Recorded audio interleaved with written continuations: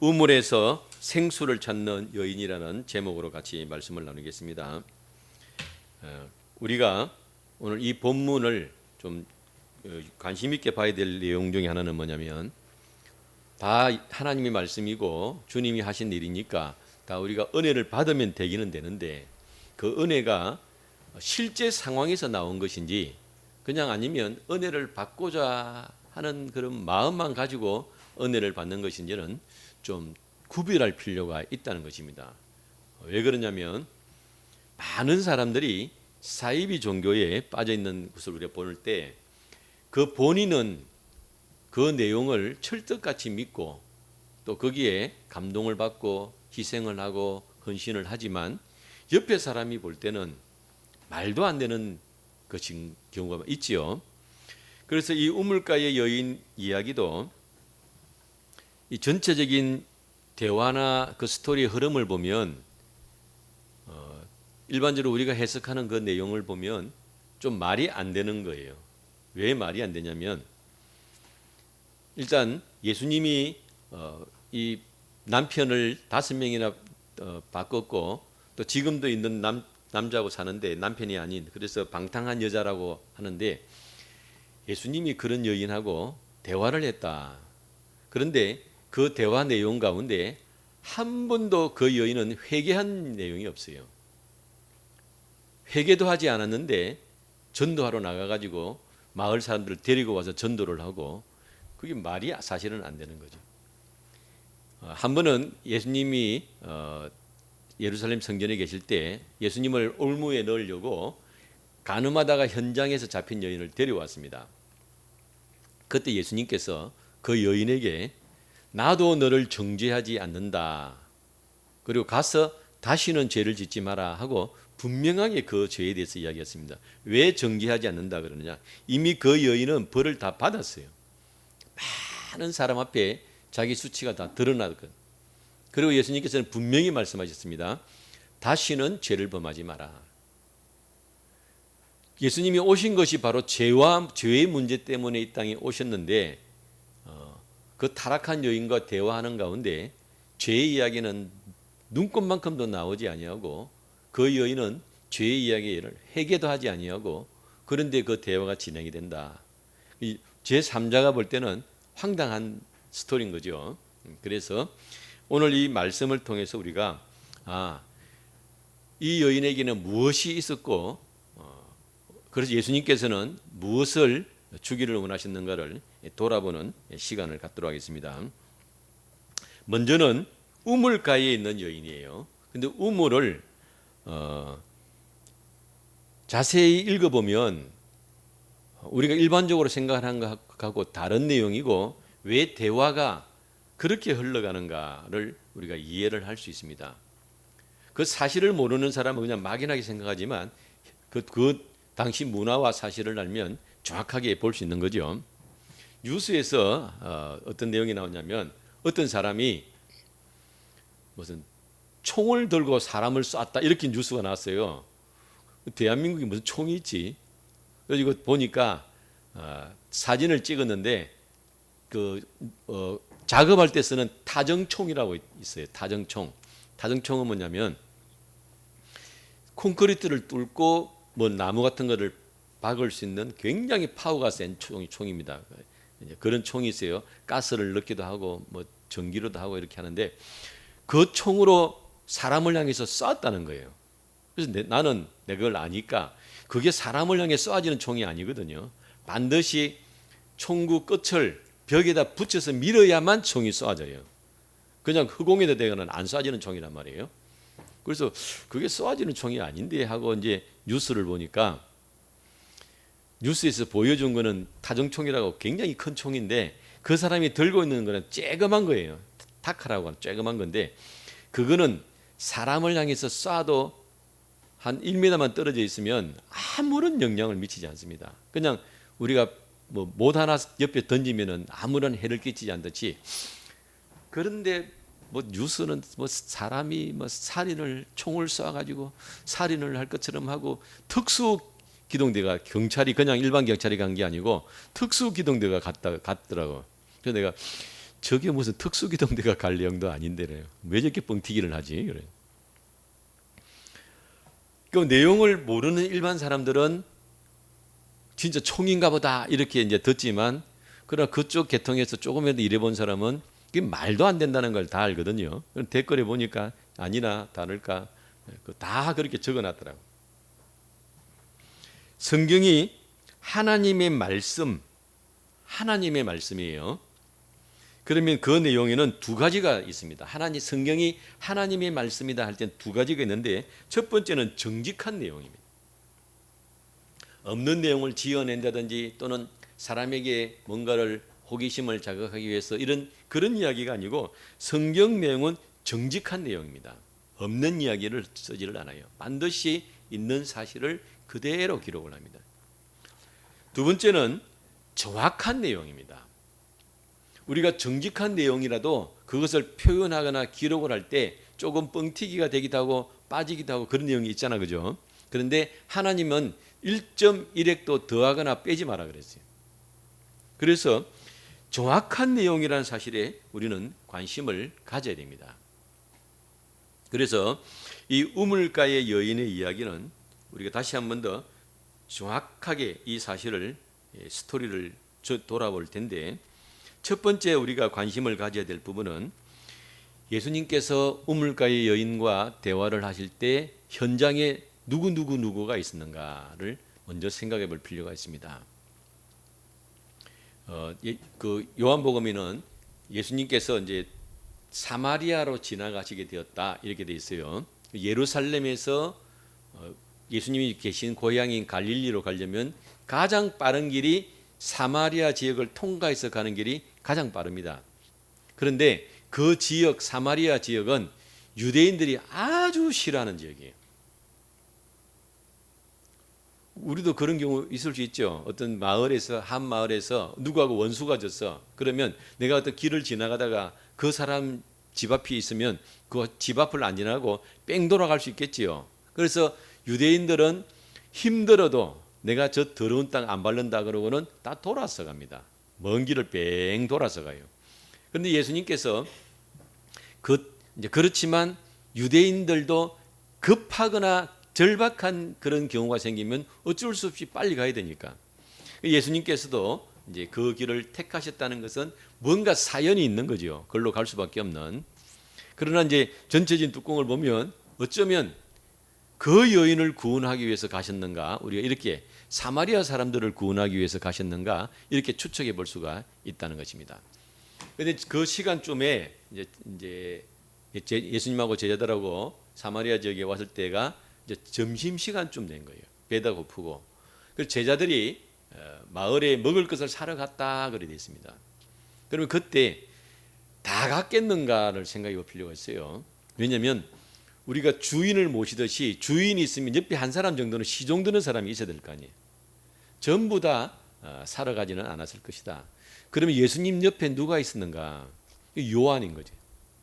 요한이 요한복음에 아주 상세하게 그 내용을 기록해 놓은 것은 옆에서 다 봤다는 거예요. 왜 이야기가 중요하냐면 예수님께서 사마리아 여자하고 단 둘이서 우물에 앉아서 이야기한다. 그림이 안 좋아요. 왜냐하면 당시 유대인들은 사마리아 사람들을 상종도 안 할 뿐더러 여인한테 가가지고 이야기하는 것은 당시의 문화로 볼 때 너무나 그림이 안 좋습니다. 단둘이 있지를 않아요. 그래서 아마 그 자리에 요한이 같이 있었을 것이라고 우리 능히 추측해 볼 수 있습니다. 그 다음에 그 자리에는 예수님이 먼저 계셨어요. 우물에. 그런데 지금 수가라는 그 지역은 세겜 가까운, 세겜은 야곱이 돈을 주고 가나안 사람에게서 산 땅이에요. 그 일부 지역 세겜 바깥쪽에 이제 야곱이 돈을 주고 산 땅인데, 그 부근에는 이 수가성에 있는 우물 말고도 솟아나는 우물이 많았대요. 그래서 어쨌든 이제 피곤하고 하니까 예수님께서 우물 곁에 앉으셨습니다. 그 앉았는데 제자들은 먹을 것을 사러 갔고 예수님은 목이 마르고 피곤한데 뭐가 없어요? 물을 뜰 그릇이 없는 거예요. 물론 이제 뭐 얼굴을 넣고 먹을 수도 있고 손을 넣고 먹을 수도 있지만 아직까지 그까지는 아닌 거죠. 그리고 그렇게 또 하기도 그렇고 하니까 뭐 어떻게 하나 이러고 이제 있는데 이 여인이 온 거예요.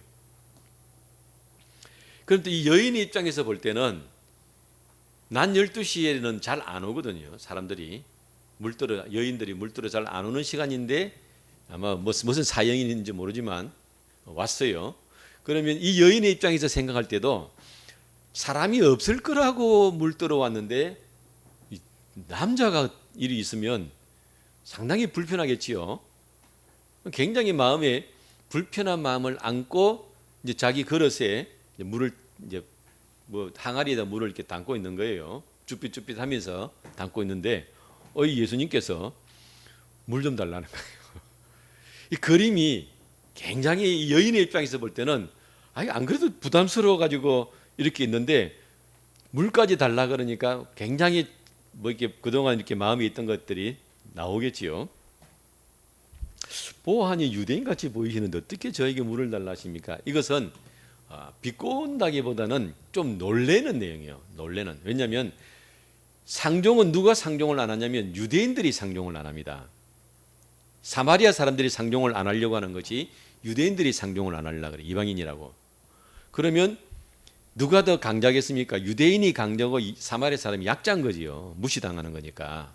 그런데 그 유대인이 자기를 상대하면서 물을 좀 달라 그러면 나쁘지는 않죠. 나를 뭔가 사람 취급하는 거니까. 그래서 유대인인데 어떻게 저에게 물을 달라 하십니까? 하고 이제 물어본 거예요. 그런데 예수님께서 이제 뭐라고 말씀하시냐면 네가 만일 하나님의 선물과 또 네게 물 좀 달라 하는 이가 누군 줄 알았다면 네가 그에게 구하였을 것이요 그가 생수를 내게 주었으리라 그랬어요. 예수님이 두 가지를 말씀하셨습니다. 하나님의 선물이 있고 그 다음에 생수를 주신다는 거예요. 조건이 뭡니까? 너에게 지금 말하는 사람이 누군 줄 네가 알았다면 이 말이에요. 내가 누군 줄 아느냐 이 말이에요. 누군 줄 알았더라면 구하였을 것이다 라고 주님께서 말씀을 하셨어요. 자, 이런 과정을 통해서 이 여인은 예수님을 알아가게 됩니다. 처음에는 알려주지 않아도 누구인 줄은 자동적으로 알았냐면 유대인인 줄은 자동으로 알았어요. 복장이나 여러 가지 상황을 볼 때 유대인 남자가 잘 안 지나다니는데 급하니까 지금 요 왔구나. 그까지는 알려주지 않아도 보고 눈으로 보고 이제 아는 것이죠. 자, 그런데 그러면서 점점 이 사마리아 여인은 예수님을 알게 됩니다. 그럼 예수님을 알 때 내 속에서 나오는 반응이 달라져요. 반응. 그냥 유대인으로 알았을 때, 예수님을 유대인 남자로 알았을 때는 물 좀 달라 그러니까 우리 상정도 안 하는 사람이 물을 달라 그럽니까? 하고 이제 궁금해하고 꼭 굳이 안 주진 않겠지요. 다 손님 대접하는 그런 마음들이 있으니까 굉장히 궁금해하는 거죠. 그런데 나중에 이 여인이 뭐라고 고백을 합니까? 내가 보니 당신은 선지자입니다. 이렇게 고백하잖아요. 예수님을. 이제 그 선지자임을 알 수 있도록 예수님께서 알려주셨으니까 예수님께서 자신을 알려주고 이 여인이 예수님을 선지자라고 알아볼 때 뭐라고 이야기합니까? 우리 조상들은 이 산에서 예배하였는데 당신들의 말은 예배할 곳이 예루살렘에 있다이다 하더이다.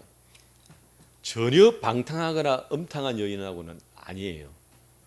예수님께서 선지자인 것을 알자마자 이 여인의 마음속에 있는 갈급함이 나오는 갈급함.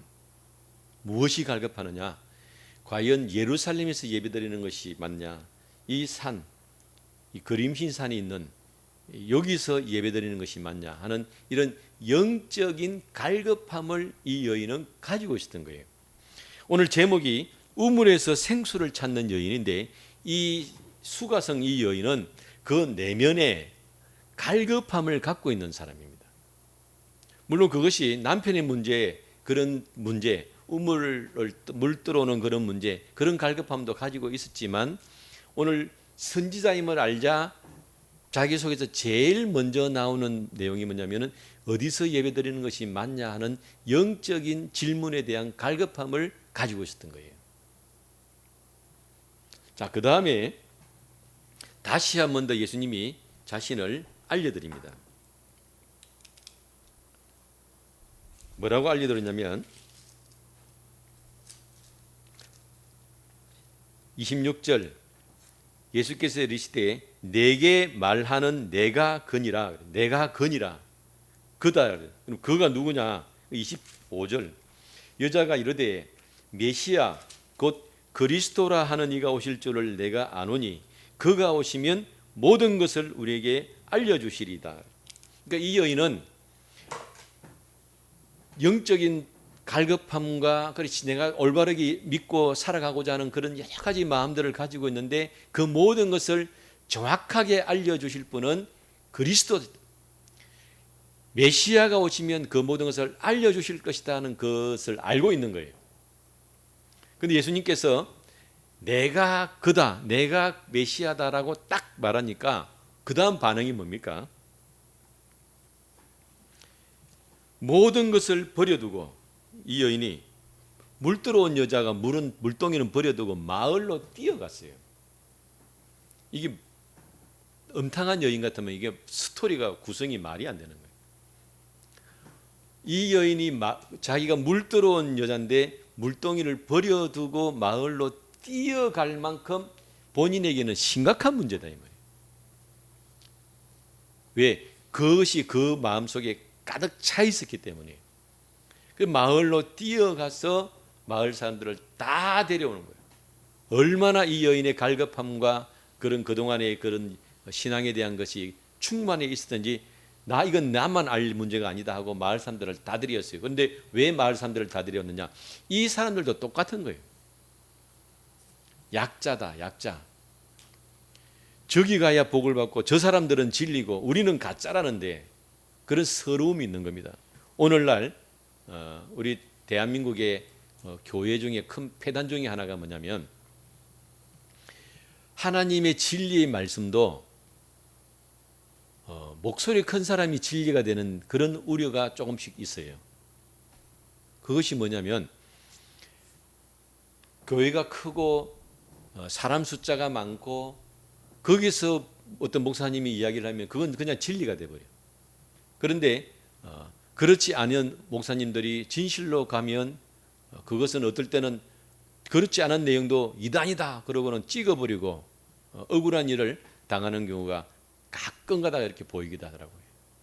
이게 사마리아 사람들도 그런 마음들이 있는 거예요.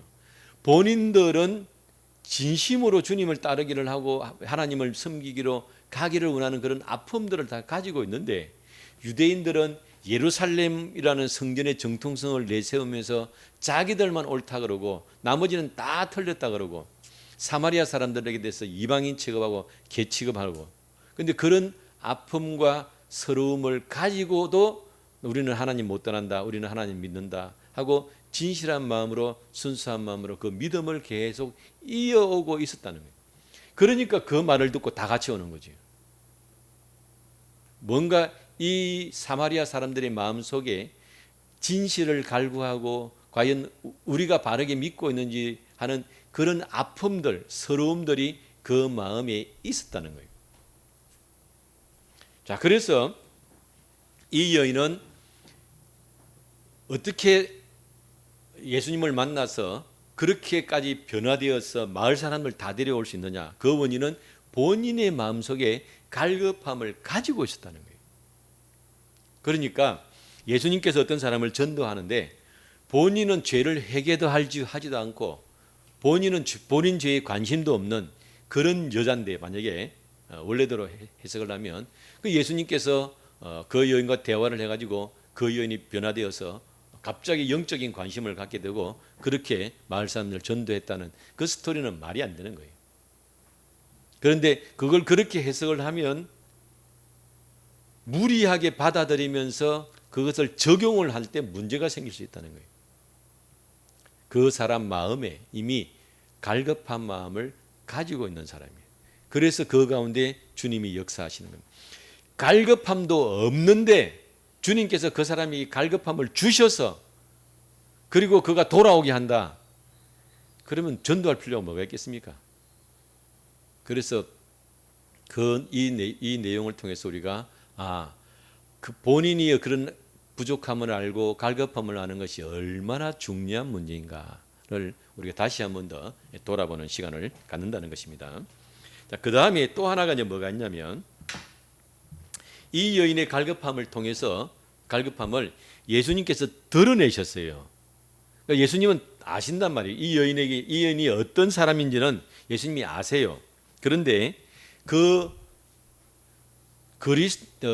예루살렘에서도 말고 여기서도 말고 영과 진리로 예배드린다는 그런 굉장한 고차원적인 신앙의 대화를 주고받을 만큼 이 여인 속에는 그게 있다는 것을 아시는데 그게 느닷없이 나올 수는 없잖아요.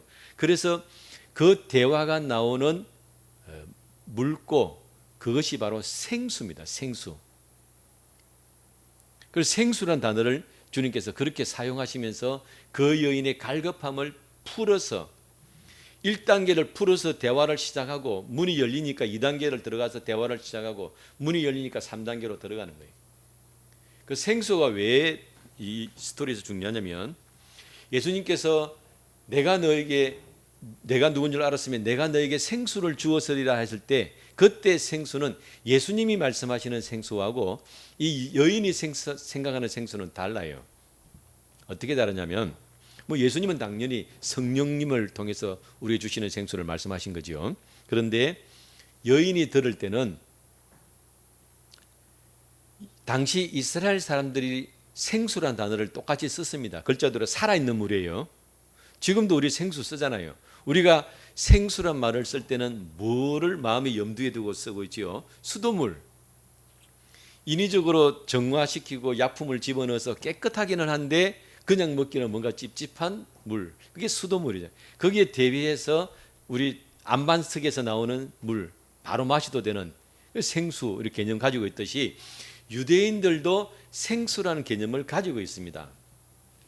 구약에 보면 어떤 사람이 부정결해져 가지고 정결하게 될 때 너 그를 씻으라. 그때 씻을 때 어떤 물에 가서 씻느냐면 흐르는 물에 가서 씻으라 돼 있어요. 그 흐르는 물이 생수예요. 고여 있는 물은 썩어가고 죽어가지만 그래서 거기다 내가 씻으면 그 물에 계속 부정결이 담겨 있잖아요.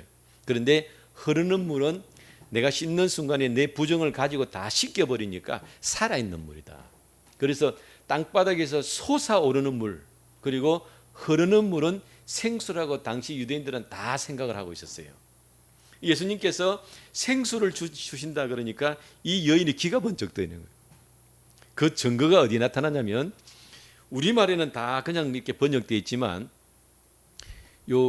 요한이 이 요한복음을 쓸 때는 용어들이 다 다릅니다. 우물, 물 뜨는 것, 바가지 다 용어가 달라요. 그 주석가들도 그 내용을 다 기록을 해놨더라고요. 답은 못 찾았는데 어떤 내용이냐면 여인이 물길로 와가지고 물을 길른다 그런 표현이 있죠. 그때 쓰는 단어는 어떤 내용이냐면 바가지로 우리가 배에 물이 들어오면은 그 침수되지 말라고 바가지로 물 퍼내잖아요.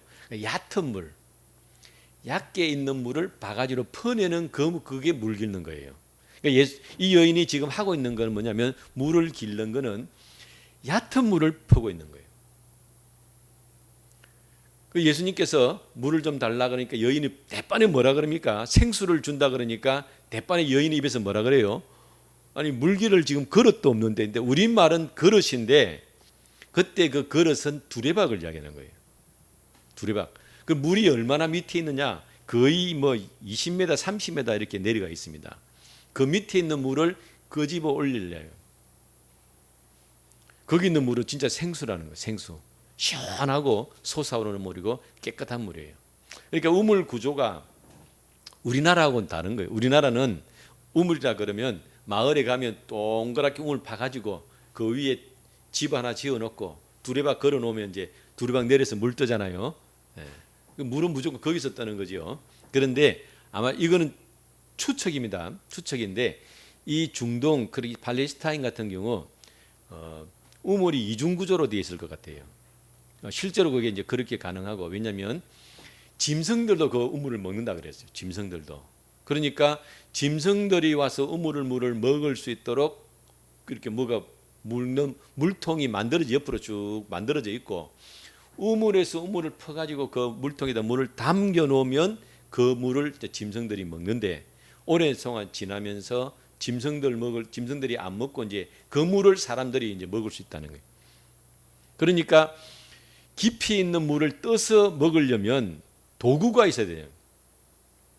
두레박을 가져와야 되고 긴 줄을 가져와야 되고. 근데 여인 혼자서 그 많은 장비를 못 가져오는 거예요. 그래서 제가 그 극한 직업에 보니까 창문 닦는 사람이 직업에 나오더라고. 뭐 창문 닦는 건 누구나 다 할 수 있지요. 근데 그 창문이 어디 있느냐? 저 꼭대기에 있는 거예요. 심지어는 우리 용두산 공원 탑 있지요. 탑에 있는 유리창 닦는 거예요. 그 탑이 그냥 그것도 일자도 아니고, 용두산 공원 탑은 원볼 뒤집어 놓은 것처럼 삐스듬하단 말이에요. 그러니까 그걸 닦으려면 줄을 메고 올라가야 됩니다. 그 줄 무게만 해도 어마어마한 거예요. 그러니까 이 여인은 제가 생각할 때 늘 그 생수에 대한 갈급함이 있는 거예요. 지하에 깊은 데서 뜨는 물은 시원하고 맛있는데, 여기 있는 물은 햇빛에 다 그냥 데여가지고 또 짐승도 먹고 하니까 같은 물이 아닌 거죠. 그러니까 물이 얼마나 찝찝하겠습니까? 그런데 그렇다고 그 생수를 퍼기 위해서 두레박을 짊어지고 그 줄을 가지고 오면 물을 못 떠가잖아요. 양이 많아가지고. 그러니까 물 떨 만큼만 가져오니까 늘 감질 나는 게 뭐예요? 생수예요. 그 용어가 다릅니다. 여인이 제일 먼저 하는 말이 물기를 그릇이 아니고 물기를 도구 두레박이 없는데, 줄도 없는데 어디서 이 물을 긋겠습니까? 그러니까 이 여인은 여기 있는 깊이 있는 생수를 지금 생각하는 거예요. 예수님께서 그 여인의 필요를 딱 보시고 그것을 끄집어내면서 대화의 문을 계속 열어가는 겁니다. 우리가 보면 대화가 이것이 뭐가 일관성이 없이 갑자기 딴 대화가 나와 같이 느끼는 이유는 뭐냐면 그 배경을 몰라서 그런 거예요. 그래서 예수님께서 내가 주는 물을, 이 물은 이제 앞에 있는 물인 거죠. 방금 내가 달라 했던 물을, 이 물을 먹는 자는 또 목마르지만 내가 주는 물은 영원히 목마르지 않는, 속에서 나는 생수가 될 것이다. 그러니까 또 이 여자가 안 그래도 지금 그런 갈급함이 있는데 이분이 준다 그러니까 질문이 뭐였습니까? 당신이 야곱보다 큽니까? 이런 질문이잖아요. 왜 갑자기 야곱보다 크냐는 질문을 왜 하느냐? 야곱이 뭐한 사람이에요? 이 우물을 판 사람이에요. 야곱이 이 우물을 팠는데 당신이 더보다 더 크냐? 우물 파는 거에 관심을 가지고 지금 우물 파는 것에 초점을 두고 대화를 하는 거예요. 예수님께서 누구를 데려오라 그래요? 남편을 데려오라 그래요. 왜? 우물 파는 것 쪽에 관심을 두고 대화가 되니까 누구의 힘이 필요해요? 남자의 힘이 필요한 거예요. 대화가 갑자기 나가다가 갑자기 왜 남편을 데려오라느냐? 대화가 그렇게 흘러가는 거예요. 이 여인의 관심이 지금 그거니까. 그러나 예수님은 그 남편의 이야기를 꺼내면서 뭘 더 본질적인 것, 내가 누군 줄을 알려주시기 위해서 예수님은 그렇게 말씀하신 것이고, 이 여인은 지금 우물에 대해서 관심을 가지니까 야, 두레박도 있어야 되고 뭐 줄도 있어야 되고 남자 힘이 필요한데, 그러니까 대화가 연결되는 거죠. 남편을 데려오라 그랬어요. 그런데 그러니까 이 여인이 나는 남편이 없습니다. 예수님께서 네가 남편 5이 있었는데 5이 있었고 지금 있는 자도 너의 남편이 아니다, 이렇게 말씀하셨어요. 남편이란 단어를 예수님께서 인정하셨다는 것은 뭐냐면 남편은 글자대로 법적으로 결혼을 한 사람이에요. 그러니까 무슨 내용으로 그런 일이 벌어지는지는 기록이 되어 있지 않지만 우리가 생각하는 것처럼 뭘 음란하거나 탕녀거나 이런 사연은 지금 아닌 거예요. 뭔 내용인지는 몰라. 우리가 문화를 다 모르니까. 그러나 그것이 핵심은 뭐냐면 이 여인의 죄를 드러내려고 하는 게 아닌 거예요. 무엇이냐? 예수님께서 너의 사정을 다 아신다는 것을 보여주는 게 초점이라는 거예요. 그러니까 요한도 그 여인의 개인 사정을 기록해 놓지 않은 거예요. 그러니까 주님께서도 말씀하지 않고 성경도 알려주지 않은 걸 우리 마음대로 해석을 해가지고 이 여인이 뭐 죄인이다 말다 이렇게 말하는 건 초점이 안 맞는 거예요. 예수님께서 이 여인의 사정을 내가 알고 있다는 것을 알려주는 거예요. 무엇을? 그걸 계시라 그래요. 계시. 예수님이 어떤 분인가를 알려주는 거예요. 사도 바울이 예수님 믿기 전에 예수님을 모르고 오해하고 기독교인들은 거짓말쟁이고 이단이고 그래서 막 잡으러 다니려 할 때 예수님께서 나타나셨어요. 예수님께서 자신을 계시해 주셨어요. 알려주고 나타나니까 사도 바울이요 그 순간에 180도 바뀌어버렸어요. 예수님이 자신을 계시하는 순간 사람들은 변화가 일어납니다. 제자들이 요한과 베드로와 요한과 야고보가 변화산에 올라갔지요. 올라갔을 때 예수님께서 변화된 모습을 보여주셨어요. 그럴 때 그들에게 다른 제자들도 있지만 그들에게는 그것이 굉장히 충격적으로. 그래서 이 예수님께서 이 여인에게 자신을 알려주시기 위해서 남편을 데려오라고 이야기합니다. 그러니까 이 여인이 선지자인 것을 알고는 바로 대화가 위로 올라갔다 그랬죠.